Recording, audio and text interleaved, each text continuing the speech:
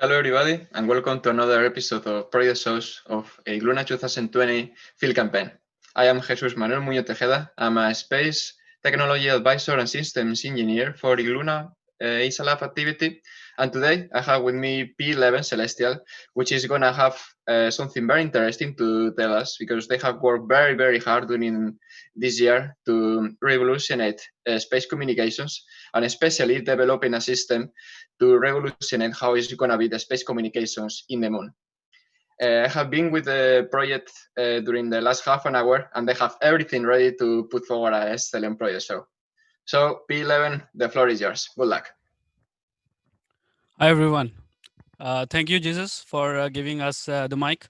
Hello, everyone. My name is Mayank. I am project lead for Project P11 Celestial.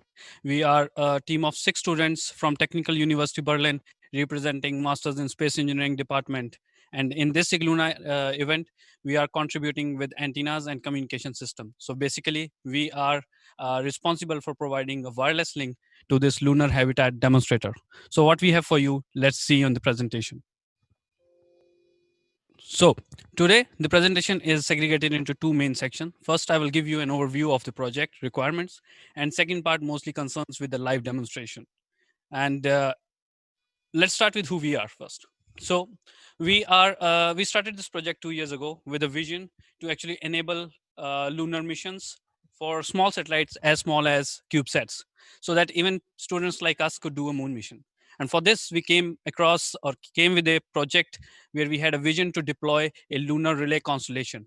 We plan to develop 3 satellites which will have these communication systems and antennas that we want to focus on, and we want to develop would enable this communication lunar infrastructure and would bring out basically the threshold for the lunar missions for future academics, research, space agencies, you name it.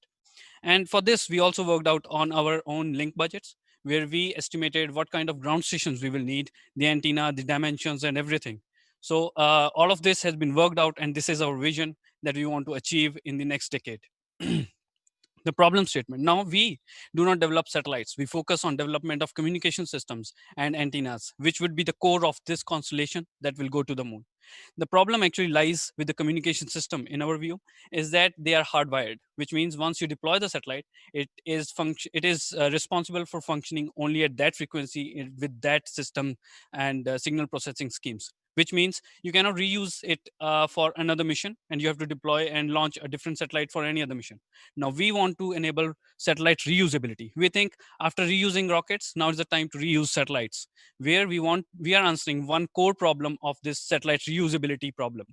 There are many challenges to it, but one core challenge is the adjustability of the communication systems. And this is where our system that we will demonstrate today, you will see can be controlled on various modulation, frequency, and other schemes that is required when you have a mission in the orbit, and you can control it, change its communication parameters, and apply it to a different mission altogether without developing a satellite, without launching a satellite, saving a lot of money, time, and resources. For enabling this, we did use state-of-the-art software-defined radios, which is one. Second is additive manufacturing. So these are 2 state-of-the-art technologies that has been enabled into this project to bring out the best performance of the system. In IGLUNA, we have a problem statement that we want to demonstrate a software-defined radio system, and using customized, additively manufactured antennas, we want to demonstrate this system which can be remotely reconfigured. For this, the objectives for our mission are that we want to reach technology readiness level 3 from technology readiness level 1. Our communication system should work on software defined radio as a microcontroller. We want to improve the system by reducing the input power, but improving and integrating high performance or high gain antennas in there. So we want to strengthen the antenna using the hardware advantage, but not the power advantage. And the final part, it should be reconfigurable, which is very important for satellite reusability, as I explained. And the system should be able to deliver us 1 Mbps right now, but we are targeting with 3 and 10 Mbps in the future as well. This is the overall team. So myself at the first, then I have my alternative team leader, Johannes. Tushar, you see, is on the third position here. Then Guhan next to me. Ravneet worked on antenna systems, and Udit worked on system testing. We are supported by our professor, who is also the chair of space technology at Technical University Berlin, Professor Dr. Klaus Bries, our technology supervisor, Dr. Zizong Yun, who has guided us in this technology, and Chem and Manuel are our mentors in the space department. We got external support from Luna, Apostolos, and Jagdish is here, who has joined us today for the presentation. So what we present these three systems. We have developed our own antennas, which we have tested also. You will see in the test videos. We have designed our own RF front end, and we have worked on the firmware to enable this communication system. On the bottom, you see is the fully integrated system with antenna, RF front end, and software in the Raspberry Pi. This will be explained further in the next slides. So the requirements. Just to explain about the project and success criteria, we segregated our project into multiple success criteria.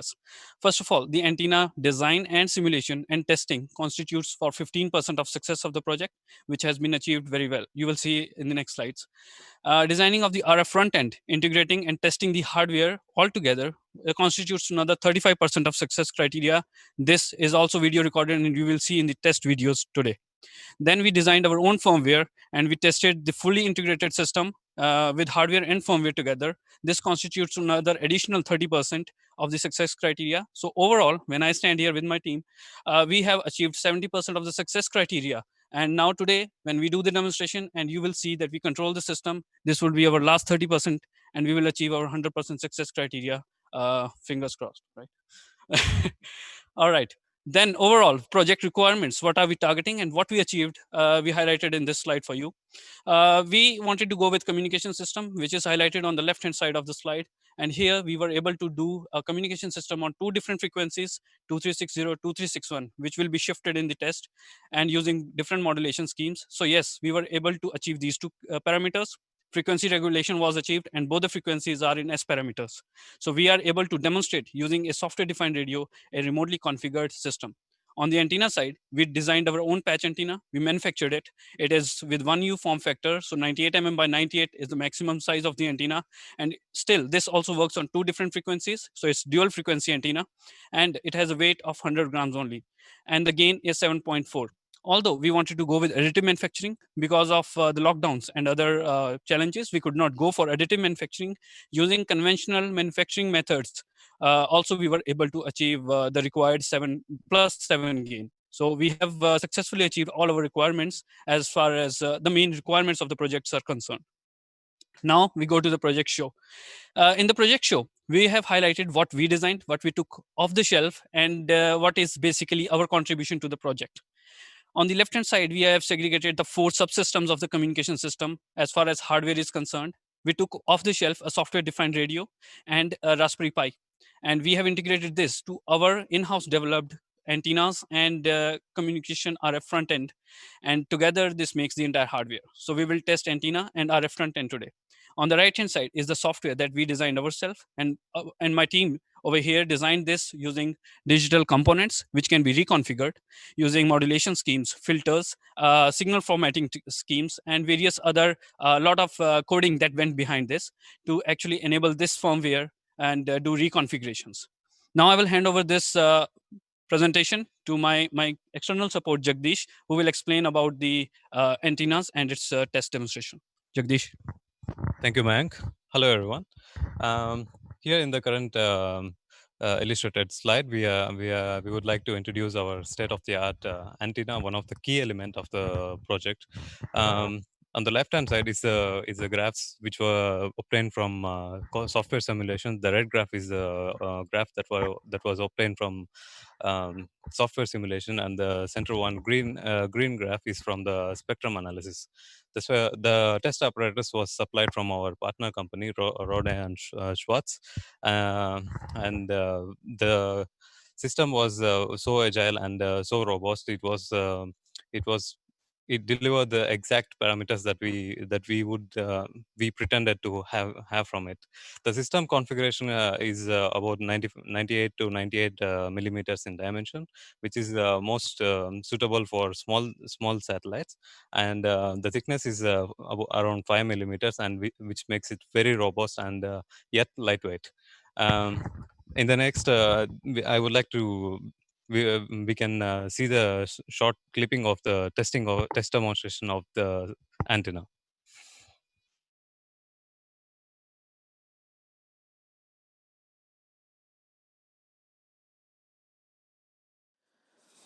So this is the demonstration of a off-the-shelf monopole antenna. On the screen you can see is a GNU radio, which is controlling the SDR, which is in the blue case, and the monopole antenna is in the right upper corner of the image.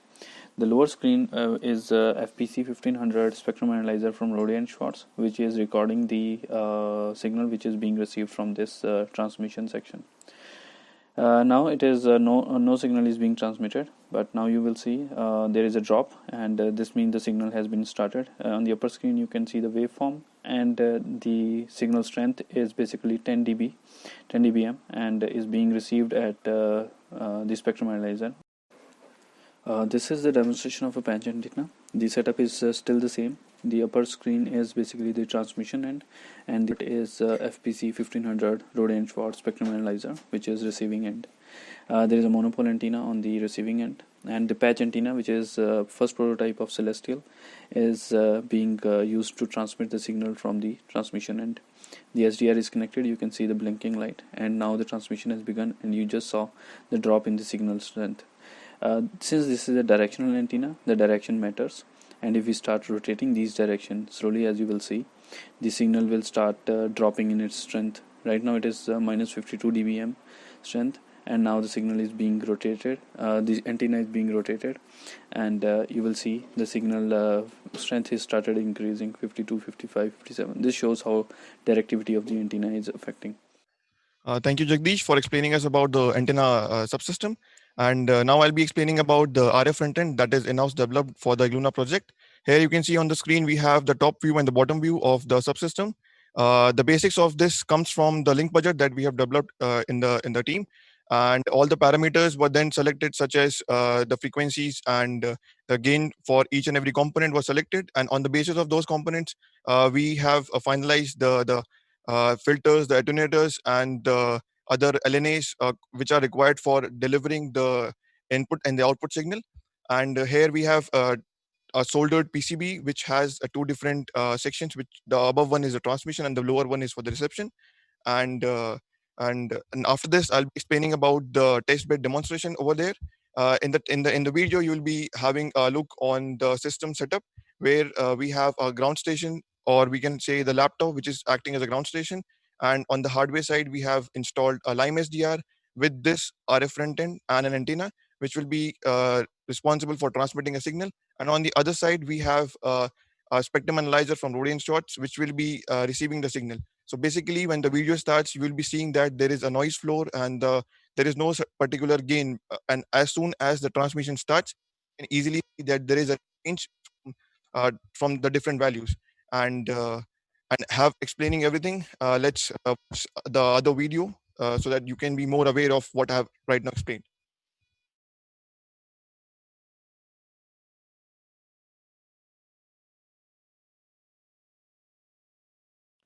So in the demonstration, I will be explaining you about the developed RF frontend and its testing procedure that is developed for the IGLUNA campaign. Here you can see on the left we have the top view showing all the components attached which are responsible for adding gain to the signal, and on the right we have the bottom view where we have a SMA connector which will be connected to the Lime SDR. Here we have a split screen setup to help you visualize the ongoing testing. On the top we have a computer, or in this case the ground station setup, where GNU radio software is used for transmitting a signal which can be received on the FPC 1500 spectrum analyzer from Rode and Schwartz. In the setup on the ground station, we have a Lime SDR connected to the RF front end, as well as on both the sides of transmission and receiving, we have installed an off-the-shelf monopole antenna. As you would have observed, until the transmission was started, the signal on the spectrum analyzer was constantly near around minus 76 dBm. As the transmission has begun, and as we zoom onto the spectrum analyzer screen, we can see that there is a gain of more than 15 dB of signal power, and the reading is now nearly constant around minus 60 dBm. This shows that the RF front end is working and does not block the signal, but instead adds to the signal strength. Although this is not a final product of Celestial, but it shows that it has capabilities, and with some further improvement, the signal strength can be further enhanced. Thank you, Tushar, for explaining about the RF front end. I am Glenn. I'm explaining about the software development. On the screen, you can see two laptops. The bottom one on the left hand side is it represents the ground station, and on the top side, in the middle of the screen, you can see the uh, testbed systems. And we did some demonstration for the required change of frequency and change of modulation in the testbed system, and by sending commands from the ground station. And depending on the command received, we changed the frequency and modulation scheme from the testbed system, and was able to receive data from the testbed system to the ground station. This particular test was made in video, and we'll be showing that video, and let's watch the video right now. Thank you.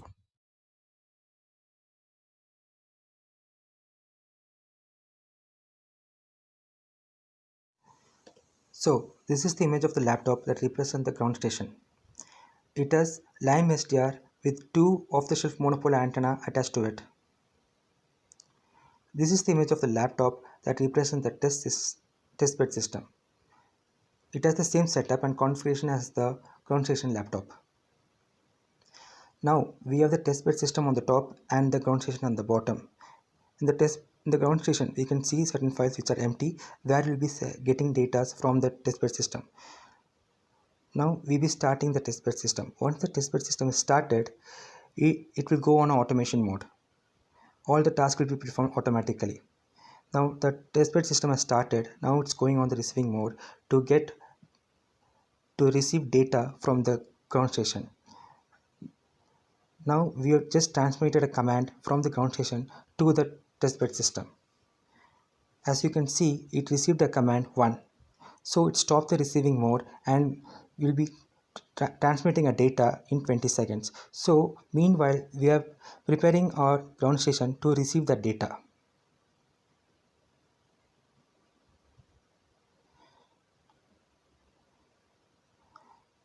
As you can see, the testbed system has started transmitting the data.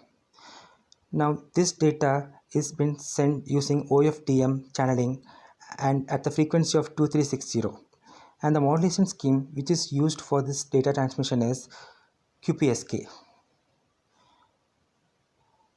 After 20 seconds, the transmission has been stopped from the testbed system, and in another 20 seconds, it goes back to the receiving mode.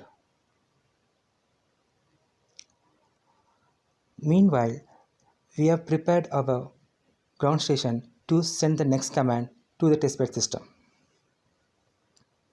Now the testbed system has gone back to receiving mode, and we just transmitted our second command from the ground station to the testbed system.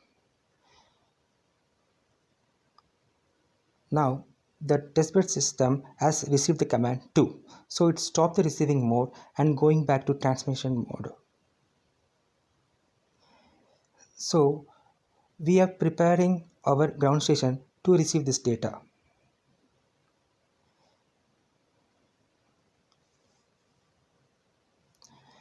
As you can see, the testbed system has started transmitting data to the ground station. This time, we are using the same modulation scheme as test 1, but with different frequency range. Instead of 2360, in this test scenario, we are using the frequency range of 2361, and we are using the same OFDM channeling. Now the transmission has stopped after 20 seconds. Now after another 20 seconds, the testbed system will go back to receiving mode. Meanwhile, the ground station is ready to give this next command and the final test scenario to the testbed system. The testbed system has gone back to receiving mode. Now the transmission from the ground station has been started, so it has transmitted a command to the testbed system. Testbed system has received the command 3, so it stopped the receiving mode and is going to transmit data to the ground station again. So we have prepared our ground station to receive the data from the testbed system. Yes. Now the transmission has started. This time we are using the same frequency as we had in the test one, which is 2360, and we are using the same channeling method as well, OFDM, but our modulation scheme is different. Instead of QPSK, we are using BPSK modulation scheme. Now the data has been received for 20 seconds, and it has the testbed system has stopped the transmission and going back to receiving mode. As you can see, now we have got data from the testbed system to the ground station using 3 different test scenarios. In all the 3 test scenarios, we have received the same file. With this, we have done all the 3 test scenarios and we have received the data. And we are still working on improving our software developing for the final demonstration. Thank you very much. Hi. So suddenly I think my team disappeared. I don't know. I think it's time for live demonstration and they're not here. So let me explain you what happens in the live demonstration now. On your screen, you see is a project setup we have. So the lower side is the ground station setup where we put our own patch antennas, as I explained, and is the GNU laptop as a ground station. And we will display a screen from there for audience to understand what is happening on the testbed system and on the ground station. On the upper right corner is basically the lander. It's a moon lander, and we have our communication system that will receive the communication commands. So the scenario is the ground station is being operated by an astronaut from a lunar habitat and is trying to communicate to its lander, trying to get some information. So what is happening on the testbed system? I think Tushar is over there. He will explain you what is the testbed system all about. Over to Tushar. Thank you, Mayank. So I'm standing at the PTS facility and I'm standing with Alina, the lander. So I have already installed my antennas over here, and at the back end, we have our Raspberry Pi and the other Lime SDR system attached to it. So once we receive a command over here, there will be a communication link, and then the response will be sent back to the ground station accordingly. So this will happen continuously, and then we'll be doing demonstration with Space ID as well. So this is the setup from my side. Over to you, back to you, Mayank. Yes. Hi. So thank you, Tushar, for explaining the testbed setup. I am here. I found Gohan. He was behind the ground station. So now Gohan explain us what is happening on the ground station, what is the setup, how he will control the system over the testbed system. So Gohan, please explain us what is happening here. Let me share my screen. Okay. Now everyone can see the desktop over here, and over here we can see on the left hand side you can see the GUI which control the ground station. Over here we have the frequency and the modulation scheme which we can choose between, and using these 2 buttons we can either transmit data or receive data. And if you want to send any data command to it, we just write the command over here and we can write it, and we can transmit it from the ground station. And the right hand side you can see the test, and once it start from here I can start the system. Once it started, it goes to the automate mode, and depends on the commands we send from the ground station, it can change its frequency, change its modulation, and send data depending on what frequency modulation we want. Okay, so basically the left hand side, which is the pink window, is the basically ground station. Yeah. So and you are using graphical user interface for audience to understand what is happening and what is the frequency being transmitted and what is the modulation scheme being transmitted. On the right hand side, it's more or less a system backend and is being projected, I guess, and right is what we are doing and happening on the testbed system. So to visualize what is happening over there, and this will be all automated right? Yes. All right, great. Then can we start the test already? Yep. All right. Then we start the test.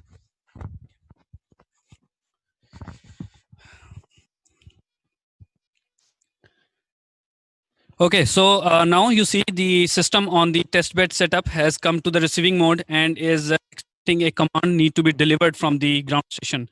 And the ground station over here, TX button has been transmitted, and the command will now go from the testbed system and is received with the 4 dots over there, which you see is a 2. The system shows that receiving command is 2. So 2 command transmitted, and system is recognizing it, readjusting it, and in the meanwhile, we are readjusting our ground station to receive the signal from the test system on the same configuration. Now, ground station is basically expecting it, and you see the 4 dots. This means it's richer modulation scheme. So QBPS and QPSK, and this is going to continue for 20 seconds, so as to everybody can visualize that right now system is working on the frequency of 2360 and QPS modulation scheme. Now the system is going back again to the reception mode, in which it expects the ground station to send another command for the reconfiguration, and the system is ready to receive another command on the lender, and the ground station has transmitted another command, and the command is received 3, which is the third command, and the system has stopped working and is now readjusting itself to actually new is now 2360 and the BPSK scheme.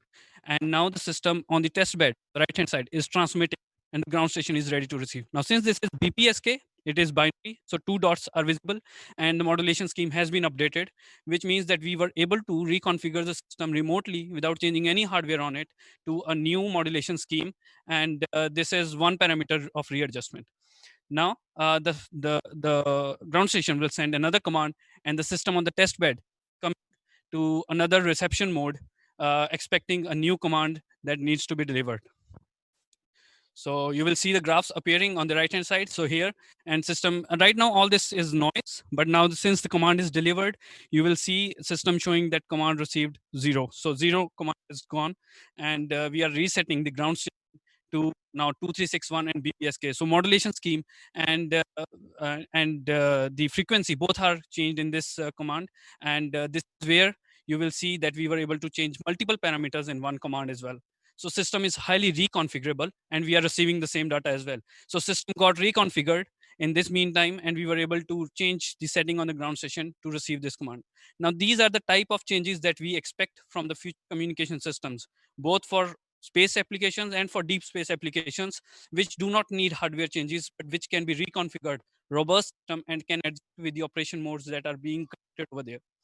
Now the system is coming for the final command, which is setting itself this command, and the ground station has transmitted its final command again. This being see now received command 1. So we have received this command as well, and the system will reset itself. Now the modulation scheme is again changed to QPSK. We will see 4 dots that should appear when we receive this on the ground station. All this haziness that you see in the lower graph before we receive anything is basically because of the noise, that signal is not received. But when they become really dense dots, that means signal is being received.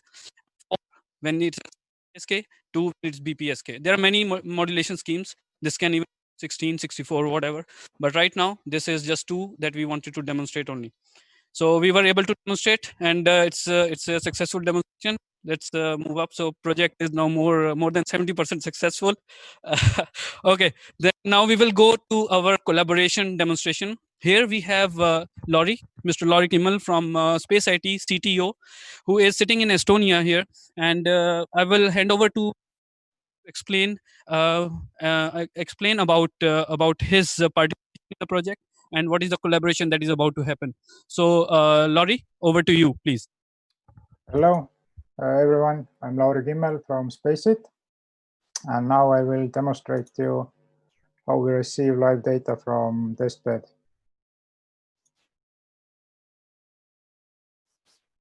Can I share my screen?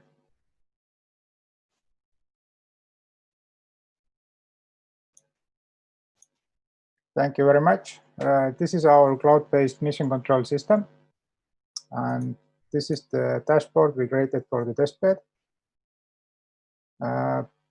Here we see data from the testbed coming through the ground station and received in our cloud-based MCS.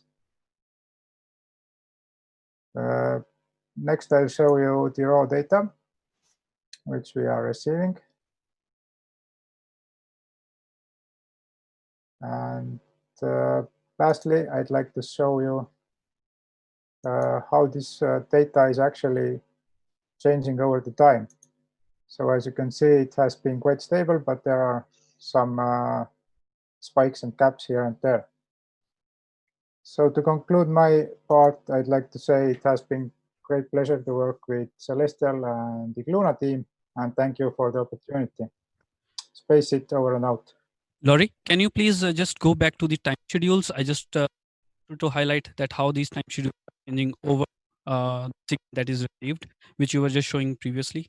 The time steps when the signal is Yes, so as you can see, the blue values are live data, and timestamps under the blue values are updated in real time. And we can visualize this in raw values screen as well. So as you can see, timestamps are updated as live data is received at our end. Thank you. Thank you very much. So great. And now this is 100% success, right? Yeah, we are 100% success. So now we'll get back to the presentation, and we will show you about the next steps, basically ramp up and what is happening. So I will hand it over to my colleague Johannes, who will explain you about the next steps in the next slides. Basically. Hello, everybody. This is Johannes. This is Joe joining from the Celestial office in Nuremberg. I'm also happy to be here. Thanks to all the visitors who are watching at the moment. And I want to take a few more moments to talk about the project and our partners, especially starting with SpaceIt. We just saw how Laurie explained how SpaceIt is helping our demonstration today. And so I want to highlight again the benefits that SpaceIt software, SpaceIt solution is providing to our demonstration today and to the space industry in general. Because what they're actually providing is a mission control as a service, which allows their users to access many ground stations on this planet via their cloud-based software. And with that, handle commands, handle satellite telemetry and payload data. And also their solution is offering many more supporting tools and services, like, for example, the data visualization, which we also saw in just a minute ago in our demonstration. So, and their solution is really great because the advantages for the users with this end-to-end infrastructure is really a seamless integration of ground stations across this planet, various ground stations, which allows the users to focus on their mission and not handle the ground station too much. And also the availability is significantly increased because of the big network that SpaceIt has. It's right now at 300 plus ground stations and still growing. So overall, their access, their ground station access is also remote, which can be accessed from any desktop and even mobile devices, which is especially beneficial now in the new economy and the new work environment we are living post the pandemic. So, and besides SpaceIt, we have more additional partners on our next slide, which are both academic and industrial. In this point, we want to sincerely thank all our partners, especially TU Berlin, our home university, and the Master of Space Engineering program, which the engineering team is all part of, and also University of Würzburg, which we have been and looking to collaborate on the software development. But also we have many industrial partners actually for various different aspects of the project. Initiative for the Industrial Innovators has helped us with the funding of our first prototype. But then there's TrueRC from Canada, who has been a great development support for us for the antenna. The same is true for ST Engineering, which helped us for the antenna development, but also communication system development, as well as OHB. And Roda and Schwarz has been great for helping us in testing. And now we're looking forward to do manufacturing actually with Neotech here in Nuremberg. So the next steps for us is our ramp up. And actually overall to say about this, IGLUNA 2020 has been a great experience and has been a big and important milestone for us. And we are already looking ahead because now we want to take it to the next step. We want to take this higher than an academic project and make this an industrial and commercial project. And for this, we've been working on our ramp-up plans And to make this industrial, first of all, obviously, we need funding. We're looking for 750,000 euro, and this will cover everything, the research and development to further improve our prototypes, to test them, to bring them to the orbit, to do in-orbit demonstration, and to bring them to the market. The antenna is supposed to go to the market this year in fall, and the communication system as early as next year in the spring. So we've cherished all the expert feedbacks across our development, and we continue to look for more expert feedback to challenge our thinking and to improve our designs. As mentioned, we want to take the project to the next level. IGLUNA was a relevant simulated environment. Now we want to go for the actual relevant environment in space, demonstrate our technology.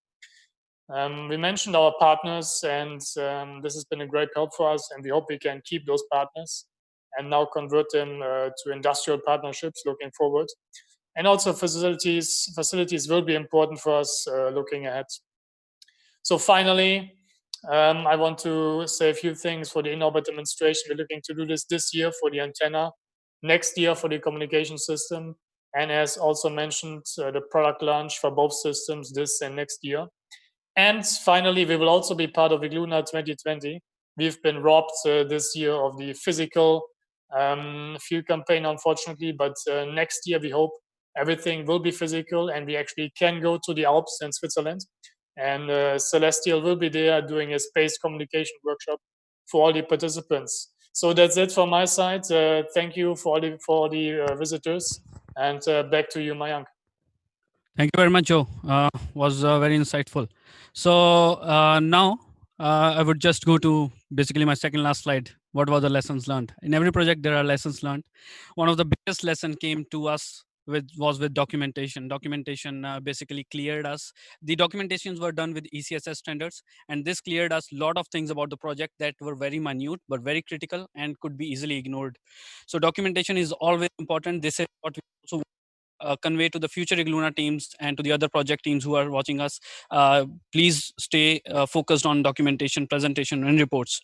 The project management. So having a standard platform to communicate goes a long way. This helps clearing a lot of doubts. Actually, some people who are not even concerned with the topic may need to know this information to work more efficiently.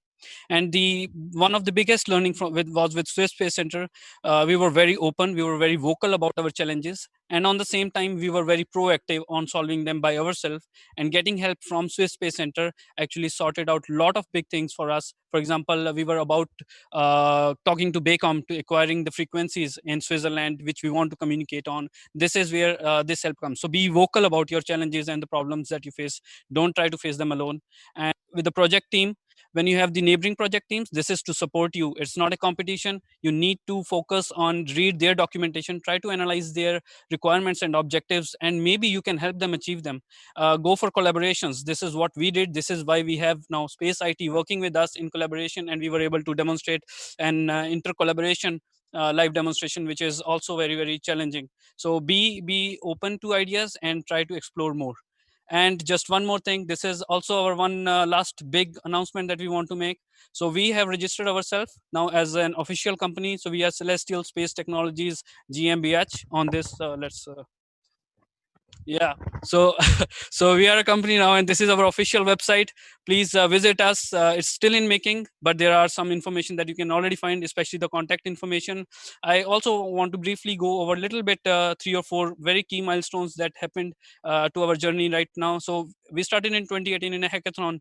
Then last year we won InnoSpace Masters Award. We were 3rd, and then in 2020 now we are doing the IGLUNA field campaign. We are coming up with our first functional prototypes and MVPs, minimum viable products.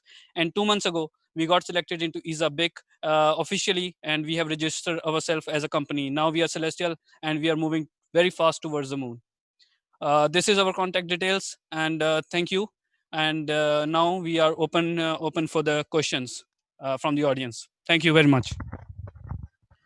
Thank you very much, Mayank. It's been really, really impressive, and we really appreciate that you took the risk actually to test your technology in a live demonstration, because it's something that is really risky, but we really saw that your technology is working, that you have a functional prototype, and even with the technical difficulties that we all had throughout this year, you managed to put it forward.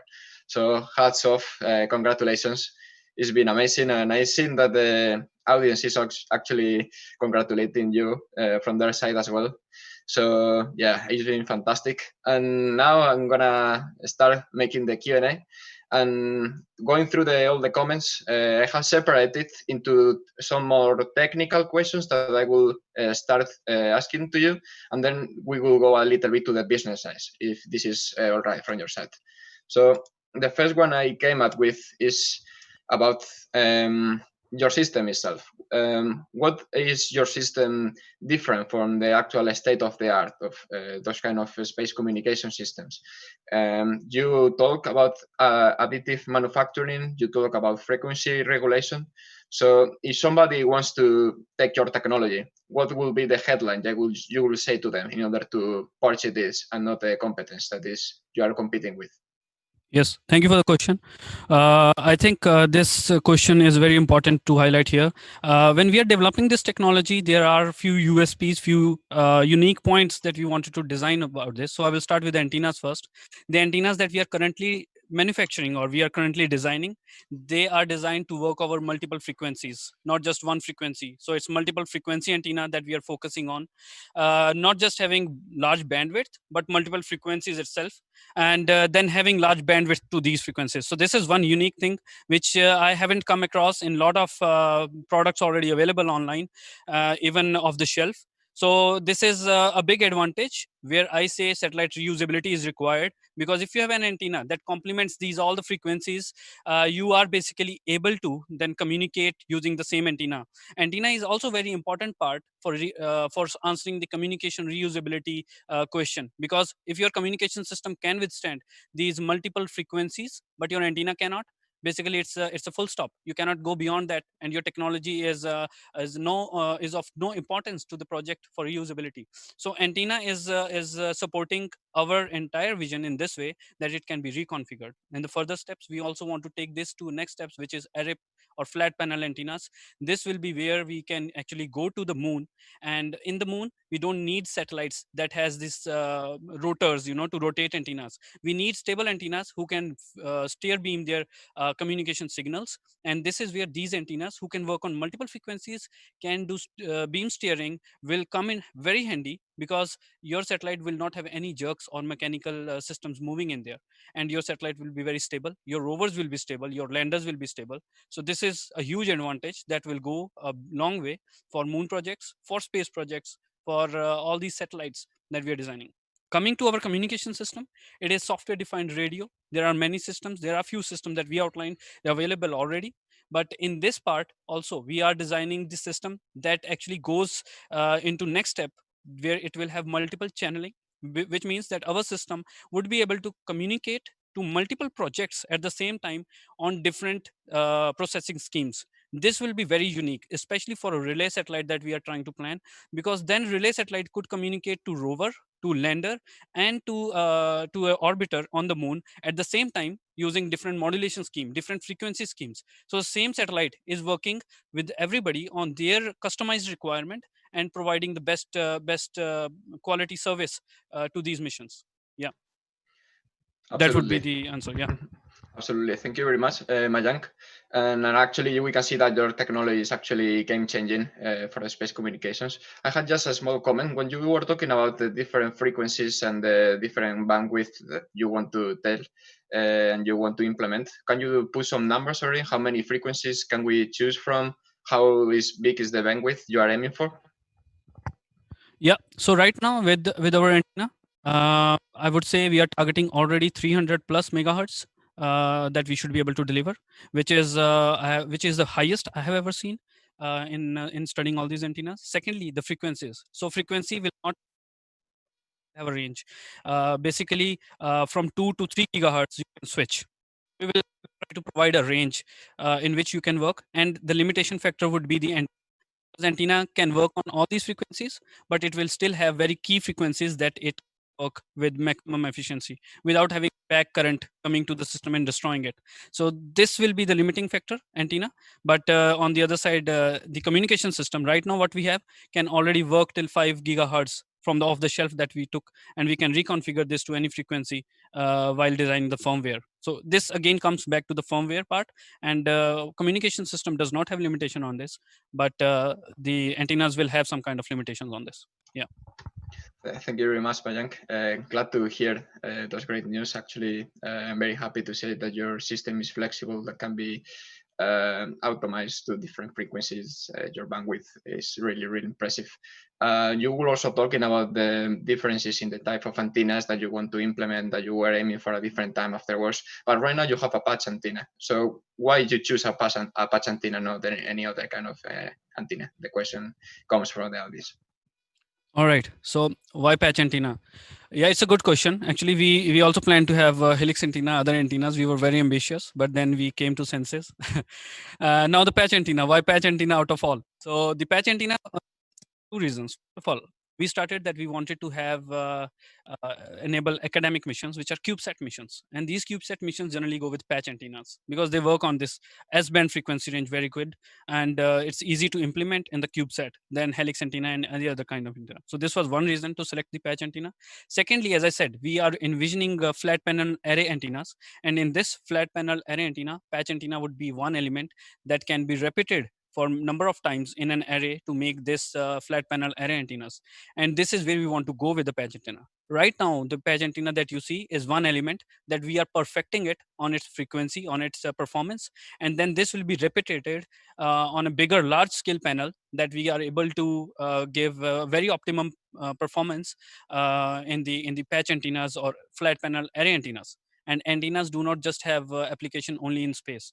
Antennas have application everywhere, probably. Right now, the audience who are watching us, they are using one antenna, basically, to communicate with us. So antennas are everywhere around us, and we are trying to optimize these antennas, and this will have a lot of applications as I see it. Thank you.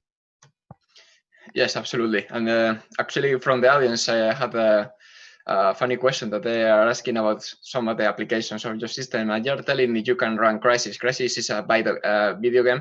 So I guess the question, in fact, means with your current power system that you have, what are the limited technologies data that you can send from point to point? We saw there are text commands, but how much you can improve it? So you can send photos, videos, and some multimedia stuff.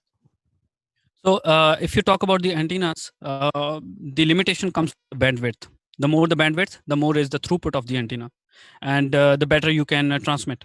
So we are trying to go with maximum bandwidth that we can give, which is, I said, 300 plus.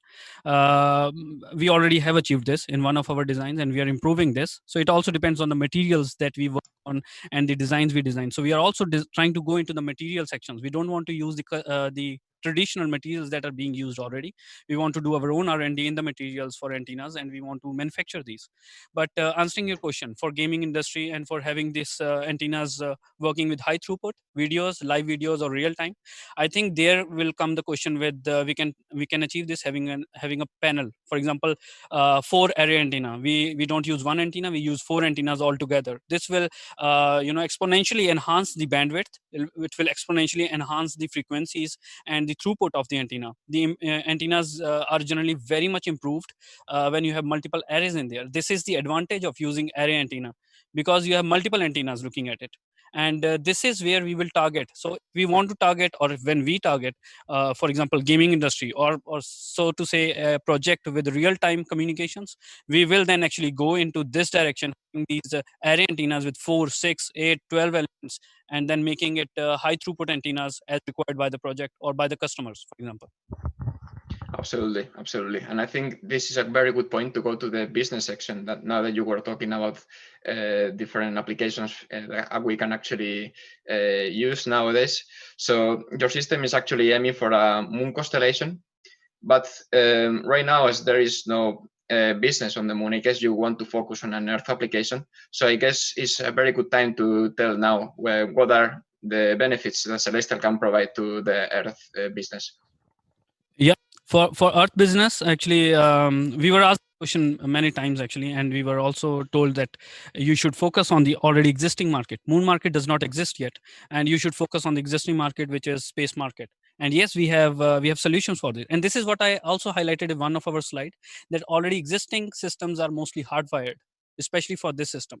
So we are targeting constellations which have 25 to 30 satellites going up, or individual systems which do not really specifically develop their own communication systems and antennas, and which believe in integration of the shelf communication systems and antennas, and we want to be providers for this.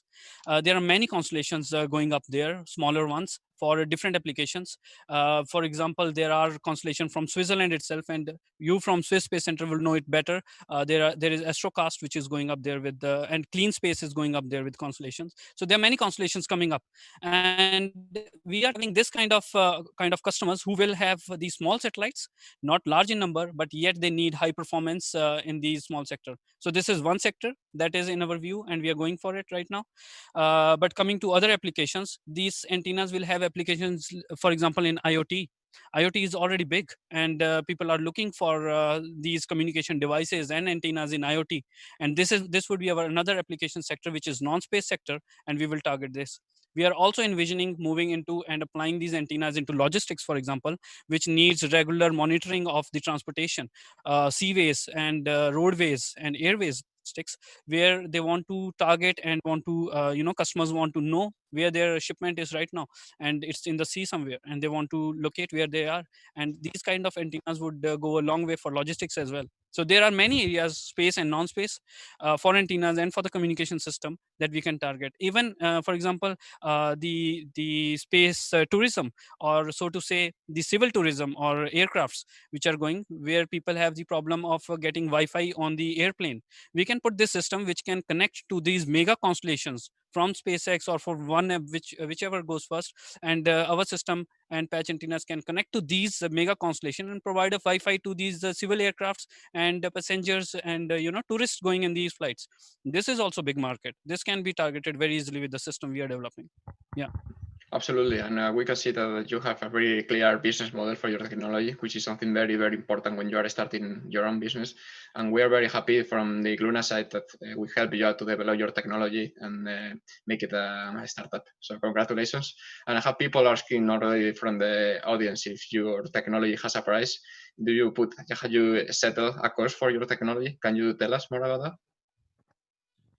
So next step for us in big way is, as Joe said, we are going for product launch, and we are already very close with finalizing antenna now.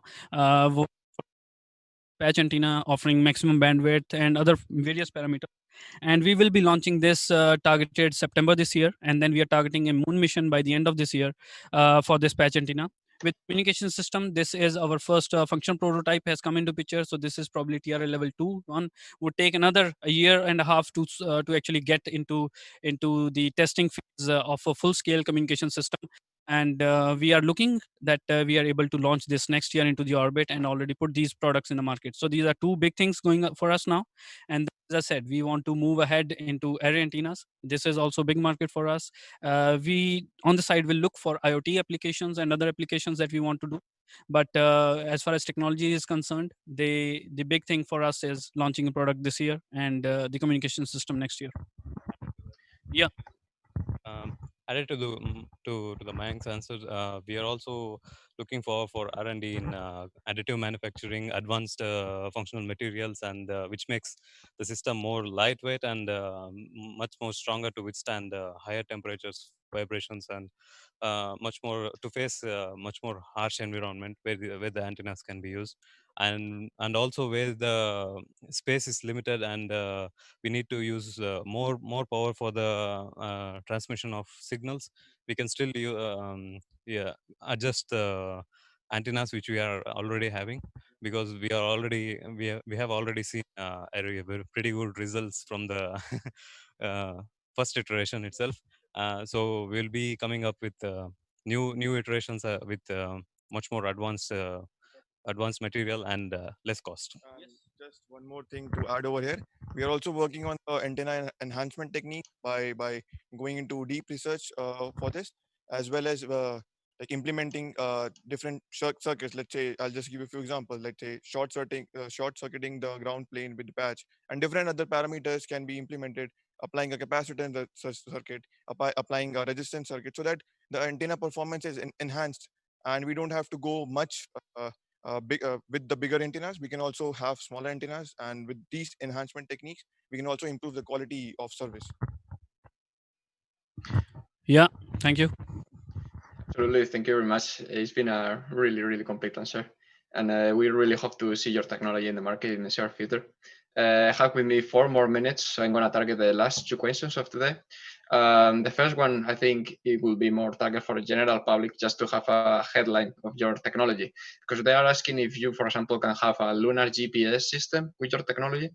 So basically, with all your potential, do you really think you could have a lunar GPS system using your technology in the short future if you, for example, succeed on the launch? So lunar GPS, we have not yet looked into this time. We are looking in this direction at this time, but having a communication relay network, and there are satellites who are communication navigational satellites, and when we go into designing of the satellites in the future, then definitely this is one of our targeted application if we can explore this.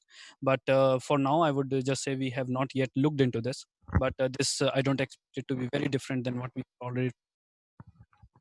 Exactly, and I think that in the next future you can target different markets, because they were also asking about wireless power transmission, so basically transmitting power from one receptor to one emitter. I think this is already a new technology that you could implement in the future, and we are really looking forward to that. And my last question actually related to your background, where you are right now. You are in PTS and power transportation systems. What is your relationship with planetary transportation systems? Are they going to provide the lander? Are you going to launch with them? So yeah, for that, I think maybe Robert, as founder for PTS, can already answer this for us. I'm already giving it. Hello, hi. Yeah, welcome to our small facility here. No, we're just basically happy to help, and we're really excited about the moon, and we totally believe in the lunar economy and market. So I think it's really good that Celestial focuses on the earthbound applications like we also now did. But I totally see why they're going for the moon, and we will help them as best as we can. All right. So yeah. Thank you very much. Glad to see that the planetary transportation system is also one of your partners. We had actually a talk with them a few days back, so we will put it in the description here. And with that, I would like to conclude this session. I would like to thank P11 Celestia for this awesome presentation, also for PTS to let in the facilities to them to set up and provide the testbed for the technology. So thank you very much. Just one minute if we can get. I would just like to invite entire team that helped us on the screen, and last picture that ends up with everybody in the screen. Come, everybody. Yeah. Come. Let's see all your team together. Yeah, maybe I can just sit here, maybe. Yeah. All right. So yeah, this is the entire team that was behind this, helping us, and thank you. Thank you very much, Mayank, and we hope that in a few years, all the people that will be working with you will fit in that picture. So thank you very much, everybody, and I will see you in the next show today after lunch. Bye-bye.